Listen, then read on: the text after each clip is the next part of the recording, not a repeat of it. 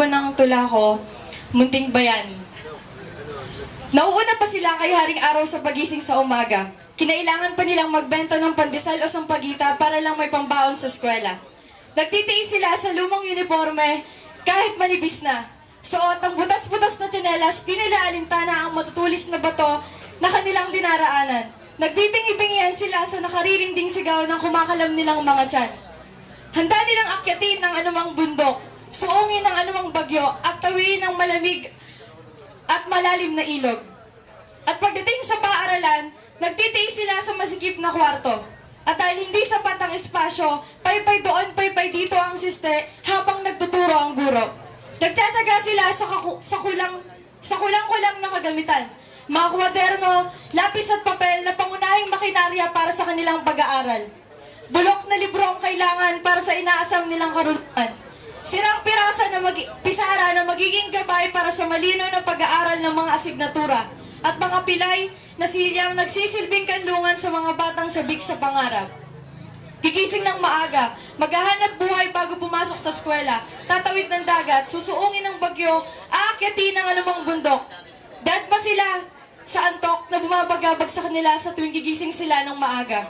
Pikit mata nilang tinitiis ng sakit at pagod, makapasok lang sa eskwela.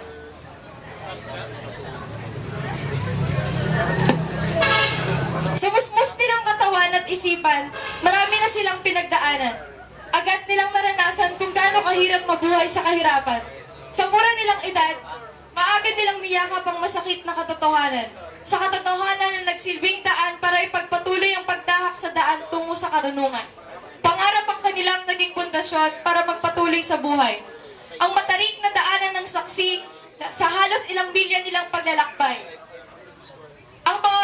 Ang pagaspak nilang mga paa ang patunay kung gaano nila kagustong magtagumpay. At determinasyon ang nagsisilbi nilang tulay para makamtan ang inaasam nilang maginhawang pamumuhay. Kaya ikaw na 150 ang baon. Ikaw na di na kailangan pang maglakad ng ilang milya dahil hatid sundo ka na, minsan nga may service ka pa. Ikaw na di kailangan pang gumising ng maaga para lang magbenta ng pandesal o sampagita kasi pagising mo lahat nakahanda na. Ikaw na may sapat na proteksyon sa mga paa.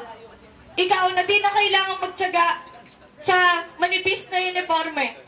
Ikaw na di na kailangan magbingi-bingihan sa sigaw na kumakalam na tiyan. Dahil kumpleto ang baon mo, may sandwich ka na, may juice ka pa.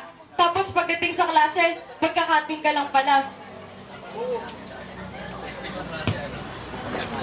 Alam mo, papalad ka. Papalad ka dahil hindi mo na kailangan pang magtiyaga at magtiis makapasok lang sa eskwela. Papalad ka dahil hindi mo kailangang magbuwis buhay para lang makapag-aral. Papalad ka dahil nasa iyo na ang lahat ng makanyari sa pag-aaral. Papalad ka dahil mayroon kang mga bagay na pinapangarap ng iba. Kaya sana, huwag mong sayangin ang pagkakataon na meron ka. Huwag mong sayangin ang tsansa na makapag-aral ka. Habang may panahon, sinupin mo ang mong gintong tsansa na meron ka. Yun lang po.